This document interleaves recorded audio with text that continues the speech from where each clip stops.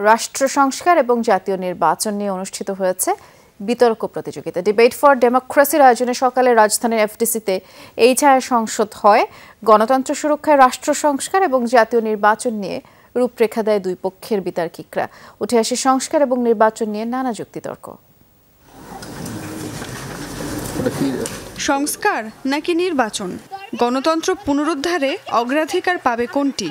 এই প্রশ্নের উত্তর খুঁজতেই দুই পক্ষের কথার লড়াই। অর্থনৈতিক দৈন্যতা থেকে না বের হয়ে এসেই জাতীয় নির্বাচন দেয়, তাহলে কিন্তু কখনোই সেটা আমাদের সুসংহত গণতন্ত্রের পথ চলাকে সুগম করতে পারবে না মাননীয় স্পিকার। প্রস্তাবের পক্ষে ছিল শেরে বাংলা কৃষি বিশ্ববিদ্যালয়, আর বিপক্ষে কবি নজরুল সরকারি কলেজের বিতর্কিকরা।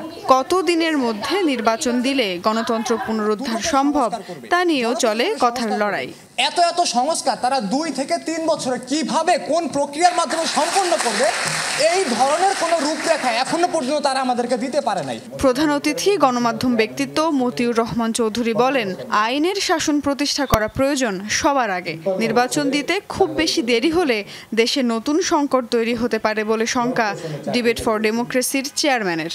যৌক্তিক সময়ের মধ্যে যত দ্রুত সম্ভব অন্তর্বর্তীকালীন সরকার একটা জাতীয় নির্বাচনের মাধ্যমে জনগণের যে প্রতিনিধি, সেই প্রতিনিধিদেরকে তারা তাদের ক্ষমতায় যাবার জন্য একটা রাস্তা তৈরি করে দিবে। যদি কোনো কারণে নির্বাচন বিলম্বিত হয়, তাহলে আমি নিশ্চিত করে বলতে পারি নতুন এক সংকটের মধ্যে যাবে বাংলাদেশ। আর এই সংকটটা হবে এক আদলহীন রাষ্ট্রে পরিণত হতে পারে বাংলাদেশ। সংস্কার দ্রুত সম্পন্ন করে নির্বাচন দেন, সবাই কিন্তু সময় দেওয়ার পক্ষে। যুক্তিতর্ক উপস্থাপন শেষে বিজয়ী হয় কবি নজরুল সরকারি কলেজের বিতর্কিকরা। সুমাইয়া ঐশী, যমুনা নিউজ, ঢাকা।